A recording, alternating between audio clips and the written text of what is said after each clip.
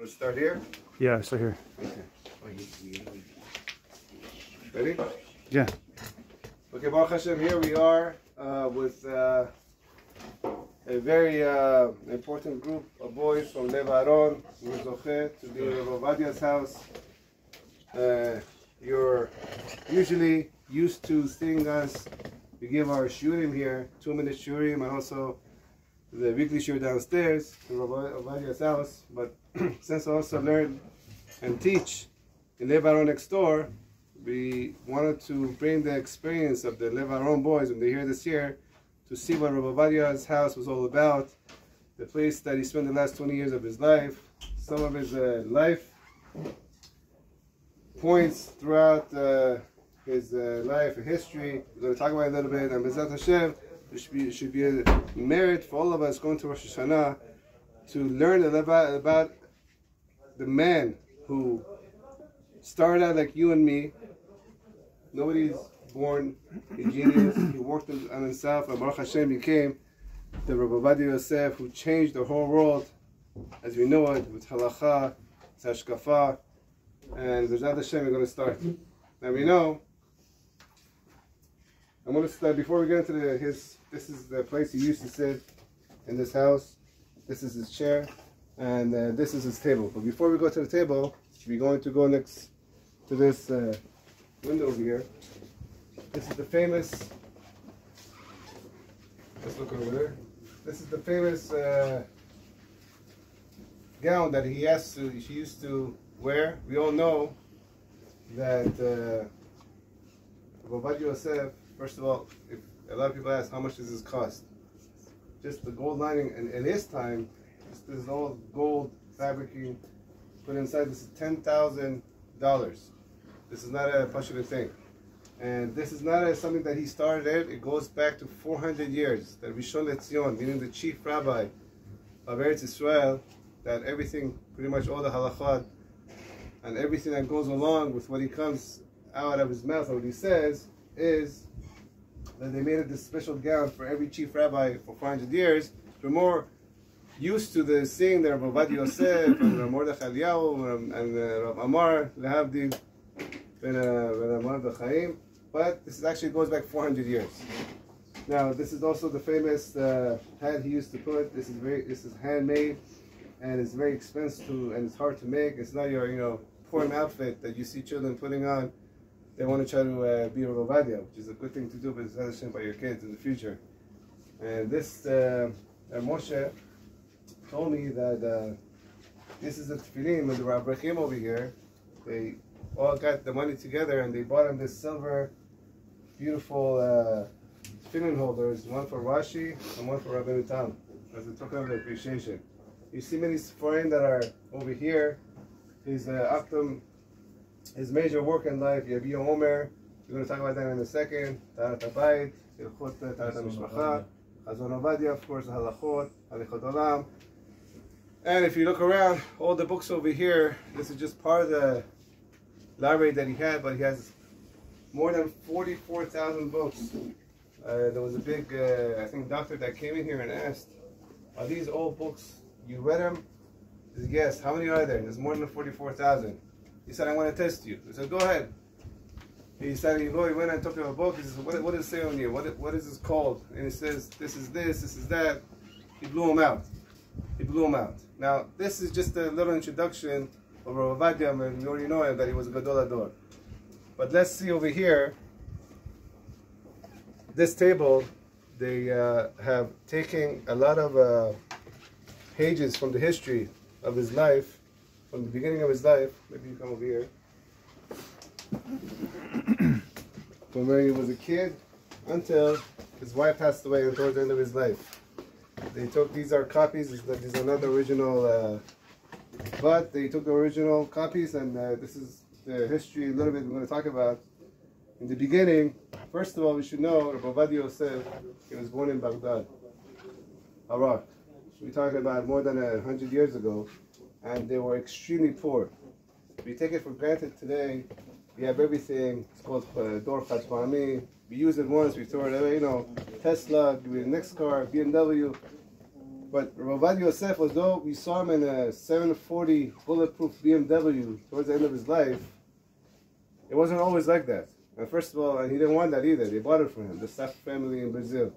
But let's see how he started and how we could all learn a lesson that he did not come to this world with a book in his hand and with a 400 IQ. He worked and he worked and he worked on himself until he got to the point. At the age of 9, Moshe told me that he had a lot of chidushim, a lot of Torah thoughts, and at his time, 90 years ago, people were not writing chidushim, and they didn't have the printing press like we have today. So what did he do? He went and took cartons, pieces of this, paper here, there, and he put it all together, and he came out with his first chidushim book, which is at the age of 9. At the age of 9, this is Yadi Omer.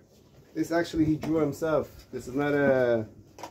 He was very, very talented in writing and in drawing things. But before that, we see a book over here that his Rabbanim, they saw that how much he's interested in learning, so they bought him this book, which is from about 100 years ago. It's very expensive, and printing, like we said, it wasn't like today, but they gave it to him as a gift because he was so involved and so interested in reading a lot of books. So he started at Yadi Omer. This is the chidushim that he wrote on Chumash and Tanakh. Yadi Omer. This is not a lot of people, a lot of Hachamim of the last generations, up to this day, they usually, when they start out their career in writing, they pick something that has a gematria, numerical value of their name, or to mention that this is him. They don't write out their name because of anava and humbleness, but Yadi Omer, later on they found out, is Yaakov ben Yosef. His father's name was Yaakov, and he's saying, this is Yosef, the son of Yaakov, Omer, these are my writings, and this is the teachers that I'm really writing down. And then after that, you go over here, this is the Hakdama. He wrote his own Hakdama. Today, when somebody wants to write a book, he goes to the big rabbis, please write me a Hakdama, this and that. He wrote it himself, and like he said, on papers that he found here and there, but one paper and one chidush and more chidush, finally put his sefer together, and he came out with Yadi Omer. And all these different Sfarim, we don't have time to go into all of it right now, but finally we get to his, what's it, Actum? Magnum Opus, yeah. The work of his life that he started. Everybody who wants to write halacha, first they started reading and writing about questions and answers that the people come and the masses come and ask him, and they ask him a lot of questions. So he, at the age of 15, he started putting his questions and answers in the shoot Shelot and Shuvot, and this is where we have 11 copies, 11 different books of Yadi Omer, which at the age of 17, people were just blown out. That how could a 17-year-old come out with such a brilliance to write such a book? And people like Rabbi Svi Pesach Frank, who was much older than him in his 80s, when he walked in the room of Ovadia Yosef at the age of 17, he would stand up for him. That's what he's standing up for him. He's like, well, you don't see his Sfarim Yadi Omer? This is somebody who's a sage, maybe 100 years old, could write, and he's writing at the age of 17. And he wrote more and more books. And as you can see over here, sometimes when he went to family simchas, he went to a wedding, instead of wasting time, he took napkins and started writing his chidushim. He didn't waste a minute. Also, you see over here a number. This is actually Arabic. This is not the numbers in Persian and Arabic. So you might ask, why is he doing writing in Arabic? So, like we said, he was extremely poor. When he got married, he had a house of 2 meters by 5 meters. Without a bathroom, without a kitchen. It was all as a shared place outside the house, and this is how they lived. And he was so poor that eventually his Rabbanim, when he came to 1948, they told him there's a position for you that opened up in Egypt. Go become not the chief rabbi, there was a chief rabbi there, but second in command. Which pretty much he became the chief rabbi because he knew the halachot. He went over there, and he had 3 years of a lot of hardships, both from the Goyim and also, unfortunately, also from the Jewish community, who did not want to become more religious, and they wanted to be modernized more. But he did as much as he could. One of the stories that I heard, when he went over there, they gave him a maid to him and his wife. And one time he came home, and he saw that the maid was cutting up the meat. And he's like, okay, where's the salt? Why aren't you salting it? He's like, Rabbi, we only salt meat of camels. We don't have to salt kosher meat. And that's how you saw how bad it was in Egypt, that people were, they didn't know any halacha basically. And he put him back on the map, Baruch Hashem, after 3 years. A lot of stories are there. They wanted to kill him. A lot of shuchtim, he didn't want to give him the teudah because he stood his ground. Halachas halacha, you can't sell other people, trefa meat.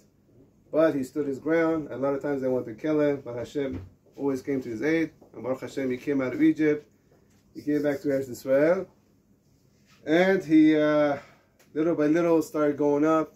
And they wanted him to be the chief rabbi of Petach Tikva. And after Petach Tikva, if you see a picture over here, this is when he became the chief rabbi of Tel Aviv.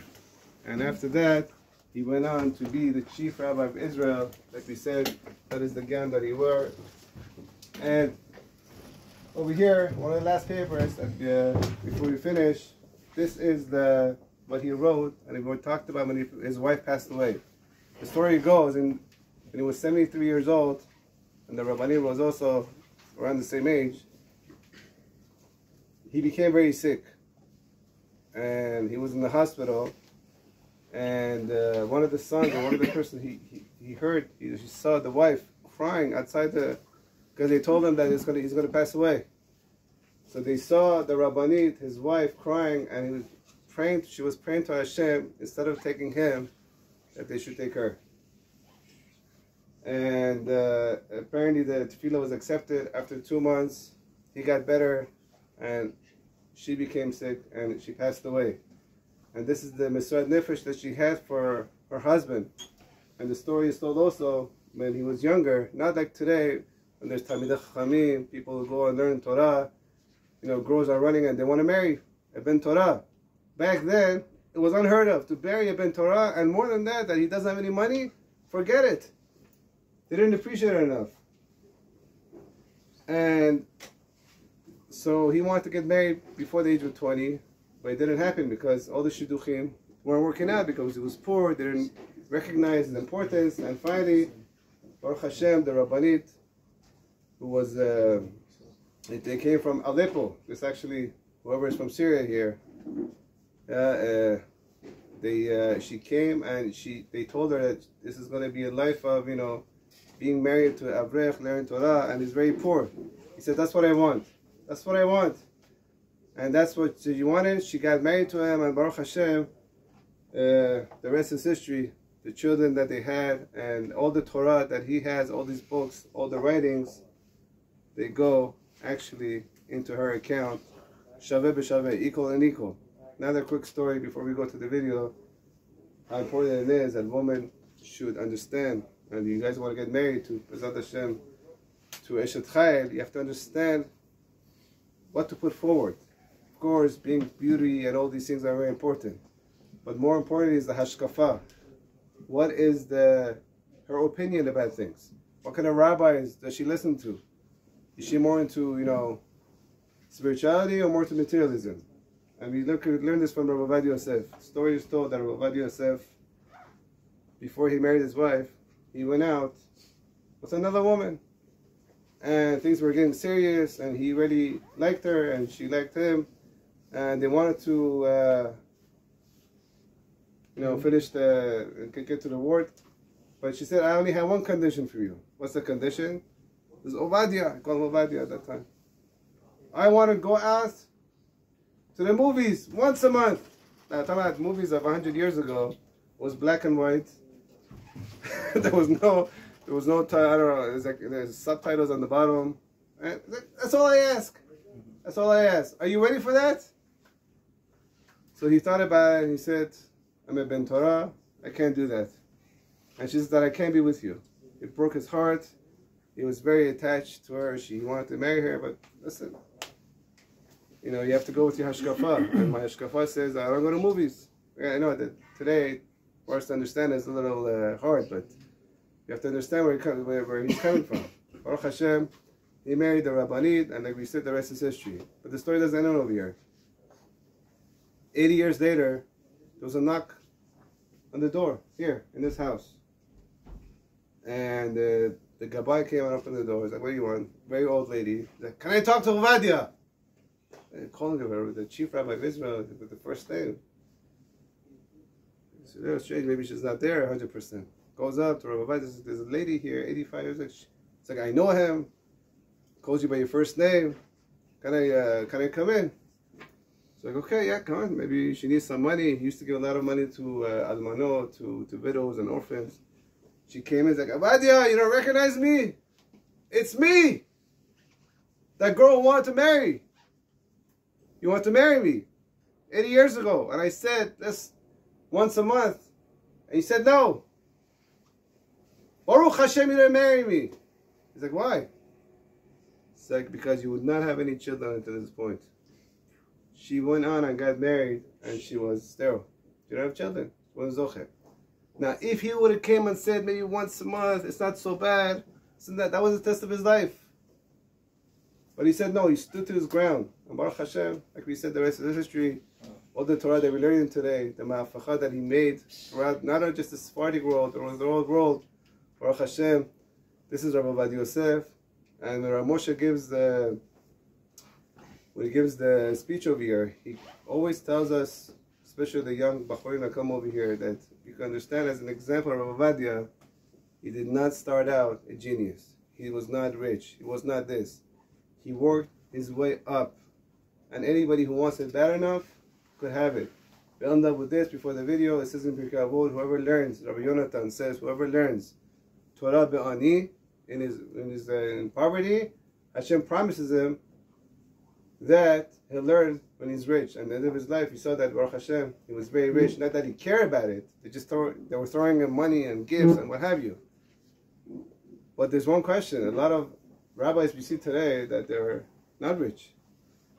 Not that we can't judge him or anything. But it says, one of the Meforshim in Pirkei Avot, if he learns Torah lishma, he doesn't care about the money. Whether he'll remain ani or not, he wants to learn. And that's Rabbi Ovadia. And that's the bracha we give all you guys, B'ezrat Hashem. I should keep learning Torah lishma. And I should pray for an Eshet Chai that will come, and she would have the right frame of mind. Again, ask which rabbis do you listen to, what kind of lifestyle do you want. If she wants to be this and this, vacation every day here and there. I'm not saying you should, but think like Ovadia and see what the consequences is going to be. Because who you marry is going to be giving the consequences of what kind of kids you're going to have. Because the mother is the really one who gets the kids together. When the father is working, when he's learning Torah, it's the mother that's, giving the Yirat Shomer at home. And Baruch Hashem, Rav Ovadia was zocher. We should all be zocher. Also, those of us who are married, we should continue to have Shalom Bayit and have Nachal Yehudi from Yosef Chalatzenu, have more children, and we give a special bracha to all the boys here and whoever is watching. Zad Hashem should have zivugim hagunim. Learn from the example of Ovadia Yosef to keep going in the way of Torah. Amen. Don't compromise your fundamentals, your belief in the Torah. If she doesn't want it, or if it's a girl that if he doesn't want it, and you want to stick to the fundamentals of Torah, Hashem, it's only a test. Hashem will bring you the right one. And B'ezrat Hashem should all be Talmidei Chachamim. Whatever, even if you go working, don't forget that the Torah is Iker, and you're working in order to learn Torah, and you're not working to eat and eat to work. B'ezrat Hashem should be zocher, and that's the story of Ovadia. Now we're going to see the video, which cannot be taken a video of or no pictures because they're very much behind that. Thank you.